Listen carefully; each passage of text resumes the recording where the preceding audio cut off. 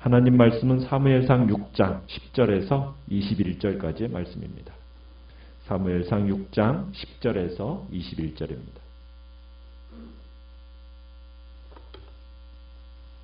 사무엘상 6장 10절입니다.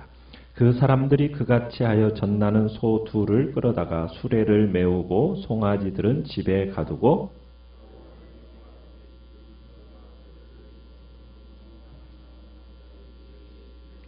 암소가 벳세메스 길로 바로 행하여 대로로 가며 갈 때에 울고 좌우로 치우치지 아니하였고 블레셋 방백들은 벳세메스 경계선까지 따라가니라.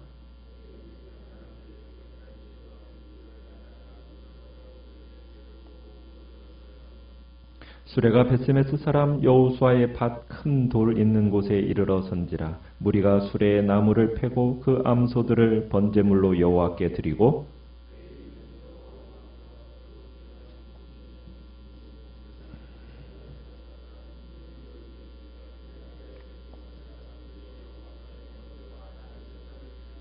블레셋 5 방백이 이것을 보고 그날에 에그론으로 돌아갔더라.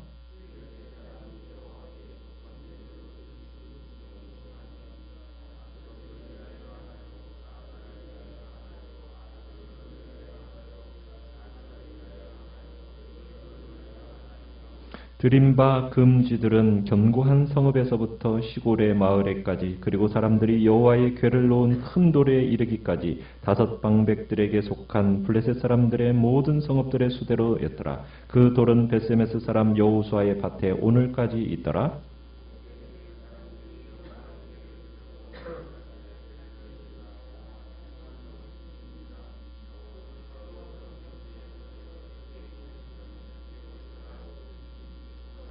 벳세메스 사람들이 이르되 이 거룩하신 하나님 여호와 앞에 누가 능히 서리요? 그를 우리에게서 누구에게로 올라가시게 할까 하고 전령들을 기럇 여아림 주민에게 보내어 이르되 블레셋 사람들이 여호와의 궤를 도로 가져왔으니 너희는 내려와서 그것을 너희에게로 옮겨가라. 아멘.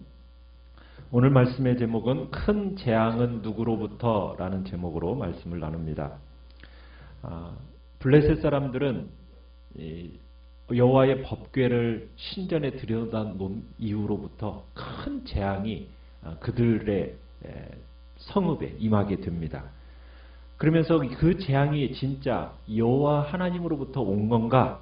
이것에 대한 증거를 얻기 위해서 블레셋의 제사장들과 복술자들이 제안한 내용이 있습니다. 그것은 법궤의 제물과 물건들을 새 수레에 싣고 그 수레를 어떤 소로 하여금 끌도록 합니까? 수레의 멍에를 메보지도 않고 그 다음에 젖나는 소 2마리, 암소 2마리로 하여금 끌도록 합니다. 자, 젖나는 그 소 2마리를 끌어다가 수레를 딱 메우고 그 송아지들은 어떻게 해요? 떼어서 집으로 가두어 놓습니다. 돌려보내는 거죠. 자, 이 새끼들은 지금 젖을 먹어야 되는 갓 태어난 새끼들이에요. 어미소들은 이 새끼 송아지에게 젖을 먹여야 되는 겁니다. 왜 이 젖나는 소를 택했어요? 이유가 뭐겠습니까? 어쨌든 자연적으로 이 암소와 송아지 사이가 떨어지는 것을 좋아하겠습니까? 싫어하겠습니까? 싫어할 것이기 때문에 난지 얼마 안 되는 이 송아지는 돌려보내고 어미소로 하여금 수레를 메우게 하는 겁니다. 그리고는 사람도 이 소를 끌지 않은 채 그냥 자연스럽게 벳세메스로 향하도록 내버려 두는 거예요. 그냥 두는 거예요.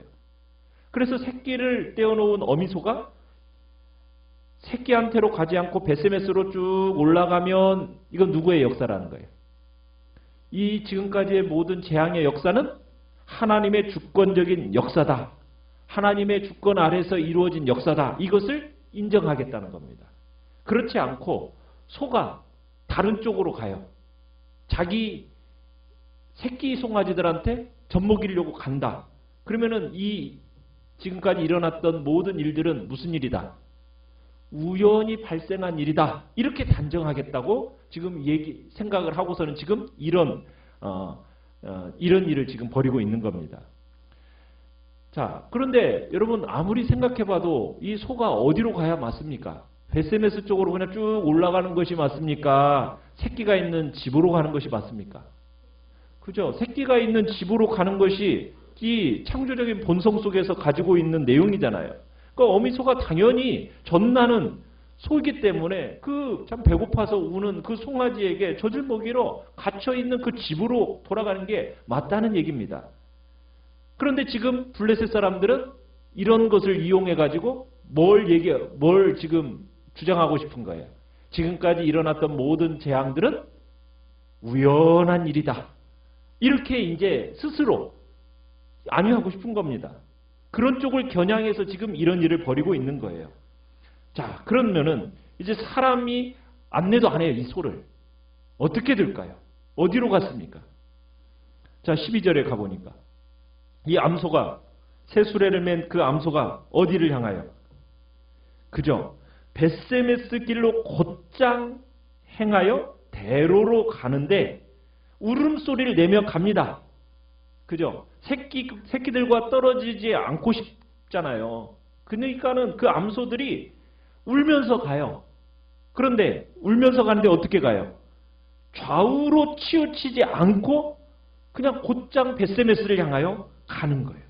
마치 보이지 않는 뭔가에 지금 끌려가는 것처럼 뒤도 돌아보지 않고 울면서 좌로 치우치지도 않고 곧게 벳세메스를 향하여 올라가는 겁니다. 그런 동안에 블레셋 방백들도 벳세메스 경계선까지 따라갑니다. 하나님의 불가항력적인 힘에 이끌려서 지금 이 소들이 끌려가는 거죠. 이 암소들이 하나님의 그 통치 아래 철저하게 지금 붙들려 있는 겁니다. 어미소가 가지고 있는 그 모성의 본능대로라면 당연히 어떻게 가야 돼요? 새끼들이 있는 집으로 갔을 거예요. 그런데 하나님의 그 주권과 통치가 역사하는 길이었기 때문에 이 암소 두 마리는 지금 집에 갇혀 있을 새끼소를 생각하고 울면서 하나님이 가라 하는 그 벳세메스를 향해서 가고 있는 거예요. 성경 기자는 지금 여기에서 무엇을 얘기하고 싶어 하는 거겠습니까? 소만도 못한 인간들이라는 거예요. 말도 못하는 이 짐승도 천륜이라는 것을 뛰어넘어서 하나님의 통치 아래 울면서 하나님의 언약궤를 싣고 이스라엘로 갔다는 거예요. 지금 여기에서 이스라엘과 블레셋 둘 다를 지금 신랄하게 비난하고 있는 겁니다. 그 시대의 종교적인 상황이 어땠습니까? 그 상황이 얼마나 자기중심적이에요.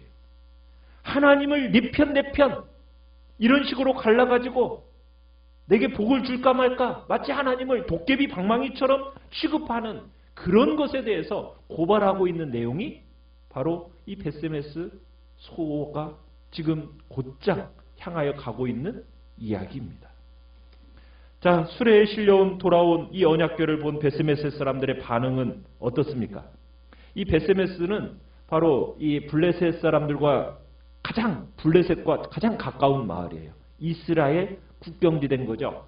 자, 그 국경 지경으로 넘어오는 암소 끄는 수레에 실려서 지금 하나님의 궤가 지금 오고 있어요. 그때 골짜기에서 밀을 베고 있던 벳세메스 사람들이 그것을 보고서는 환호를 합니다. 그리고는 이제 그 수레가 벳세메스 사람 이 여호수아의 밭 큰 돌이 있는 곳에 딱 머물러 서니까 무리들이 이제 수레와 나무를 패고 그 다음에 그 암소들을 뭘로 드리고 있습니까? 번제물로 여호와께 드립니다. 자, 레위인은 여호와의 궤와 그 궤와 함께 온 그 보물상자, 금보물상자를 내려다가 큰 돌 위에 내려놓습니다. 그날에 이제 벳세메스 사람들이 15절에 보니까 여호와께 번제와 다른 제사를 드렸다. 자, 그 광경을 누가 지켜보았습니까? 블레셋 방백들이 그걸 다 지켜보고서는 에그론으로 돌아갔어요. 블레셋 방백들이 무슨 생각을 했겠어요? 수레를 끌었던 암소들이 본능에 따라 움직여야 되는데 본능에 따라 움직이지 않는 겁니다.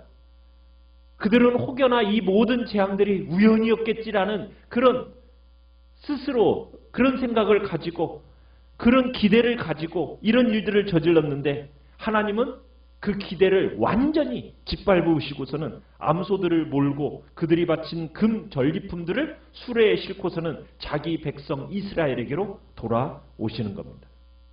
이걸 통해서 여호와 하나님이 블레셋으로부터 승리하셨다라는 것을 확증하고 있는 거예요.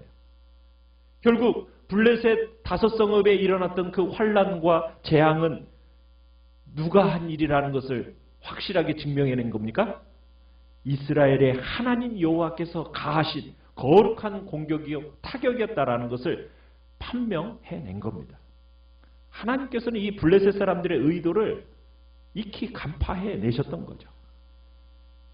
이스라엘은 패배했지만 여호와 하나님은 이스라엘 그 블레셋의 적진에 홀로 들어가셔가지고 어떻게 하셨어요? 완전히 쑥대밭으로 만들어 놓고서는 홀로 개선장군처럼 전리품을 이끌고 지금 돌아오고 계시는 모습을 보게 돼요. 참 하나님은 우리 인간에 의하지 않고도 홀로 자신의 모든 일들을 역사하실 수 있는 분이라는 거예요. 지금도 하나님은 해역한 블레셋 사람들, 세상 사람들 속에서도 동일하게 역사하고 계시는 분임을 우리에게 보여주고 계세요. 하나님은 정말 그야말로 완벽하게 대처하셔서 암소들의 그 본능까지도 억제하시고 자신이 여전히 살아서 움직이시는 참 신이시는 역사하시는 참 신이심을 지금 확실하게 드러내 보이고 계시는 겁니다. 자, 금독종, 금취 이건 뭘 가리키는 거겠습니까? 하나님께서 각 성읍을 정복하신 것 그것을 선언하는 징표입니다. 자, 그런데 이 베세메스 사람들이 이런 하나님의 위엄을 깨닫지를 못하고 어떤 일을 하고 있습니까? 법궤가 지금 이스라엘의 영토로 돌아온 것은 이스라엘은 여호와의 백성이라는 것을 확인하는 듯이 보여졌어요. 자, 그런데 돌발적인 사건이 터져버립니다. 이스라엘 백성, 하나님의 백성이라 할지라도 여호와 하나님을 쉽게 생각하면 돼요, 안 돼요? 안 돼요. 이 교훈을 주는 돌발적인 사건이 터져버립니다. 어떤 일을 베세메스 사람들이 저질렀습니까? 19절에 보니까 여호와의 궤를 들여다봅니다. 불경스러운 일을 저질러버린 거예요. 하나님의 법궤에 임재한 그 하나님의 영광을 두려워하지 않고 마치 하나님을 신기한 물건처럼 여겨버리면서 뚜껑을 열고서는 들여다본 거예요. 그 결과 어떤 일이 벌어졌어요? 70명이 그 자리에서 직사해버립니다. 그러면서 두려움에 가득 찬 주민들이 뭐라고 소리를 지르고 있습니까? 20절에 이 거룩하신 하나님 여호와 앞에 누가 능히 서리요 하면서 비명찬 탄식을 하는 것 이렇게 부르짖는 것을 보게 돼요. 그리고서는 기럇 여아림 사람들에게 전령을 보내가지고 이 법궤 니네들한테 옮겨가라. 그러면서 기럇 여아림으로 이 언약궤가 옮겨지는데 7장 2절에 보면 몇 년 동안이나 그 기럇 여아림에 있었다고 그래요? 20년 동안 방치가 되어집니다. 블레셋 사람을 치셨던 여호와 하나님이 누구도 치셨어요. 이스라엘 백성이었던 베세메스 사람들까지도 치셨어요. 하나님 앞에 설 수 있는 사람이 누구일까요? 어떤 사람일까요? 여러분, 이 본문에서 우리에게 말하고 싶은 내용이 뭐겠어요? 그 시대는 하나님의 위엄과 그 거룩한 존엄, 그 영광 어떻게 된 겁니까? 다 상실된 시대였어요. 이게 어쩌면 가장 큰 위기일지 모른다는 거예요. 하나님을 내게 이게 이익이 되느냐, 하나님이 내게 복을 주느냐, 이게 중요하지 하나님을 내 삶의 주인으로 모시는 것이 아니었다라는 거예요. 블레셋이나 이스라엘이나 공통적으로 지금 갖고 있었던 커다란 신앙의 문제가 무엇입니까? 하나님은 거룩하신 하나님이요. 그분은 홀로 찬양과 영광과 경배를 받으실 분기에 합당한 분이시고 그분에게만 온전히 영광을 돌려야 되는데 지금 사람들이 하나님을 단지 어떻게 이용할 그런 존재로서 나에게 복을 주는 그런 식으로 하나님을 이용하고 있는 거예요. 아니라는 거예요. 하나님은 이용당할 분이 아니라는 거예요. 하나님은 섬김받아야 할 분이라는 거예요. 조종당할 분이 아닙니다. 그분은 숭배받아야 할 분입니다. 하나님은 우리의 지시를 받기 위해서 기다리고 계시는 분, 대기하는 분, 그런 분이 아닙니다. 오늘날도 마찬가지예요. 오늘날 우리에도 하나님을 어떻게 섬기고 있느냐는 거예요. 내가 내 마음대로, 내 의도대로 하나님을 써먹으려고 그런 식으로 우리가 시도하는 일 있어서는 안 된다는 거예요. 신앙의 이름이라는 것으로 하나님의 의도보다도 내 뜻을 앞세우고 내 의도가 마치 하나님의 뜻인 양 이런 호도해 나아가는 그런 개연성 우리 다 내려놔야 됩니다. 하나님을 아버지로 모시고 사는 사람들이 정말 빠질 수 있는 함정이 거기에 있어요. 하나님의 영광과 하나님의 거룩함을 인지해야 되는데 그러지 못하고 살아가는 시대가 지금 이러한 시대가 진짜 나타나고 있는 중요한 문제라는 거예요. 아무 감각 없이. 여러분 그렇게 우리는 신앙생활하면 안 됩니다. 우리는 정말 주님 앞에 철저한 대가지불을 감수하면서 정말 주님만이 홀로 영광을 받으시도록 정말 하나님만이 섬김을 받으실 분이지 내 마음대로 그분을 조종할 수 있는 그런 존재가 아니라는 것을 우리가 주님 앞에서 생각해야 된다는 얘기입니다. 하나님의 오묘함과 하나님의 영광과 존엄과 그 거룩함 앞에 우리는 경건한 두려움으로 서야 되는 것입니다. 우리 자신을 한번 돌이켜보시면서 우리는 하나님을 너무 쉽게 생각해서 마치 내가 그 하나님을 이용하고 조종하려는 어리석은 자의 자리에 절대로 빠지지 않고 그분만이 홀로 영광과 찬양과 존귀를 받으시도록 그 영광을 회복해내는 그 거룩함을 회복해내고 그분 앞에 더욱 깊이 순종하는 자리로 나아가겠다고 이 시간 주님 앞에 결단하며 나아가시기를 바랍니다. 오늘 말씀을 생각하면서 기도하시고요.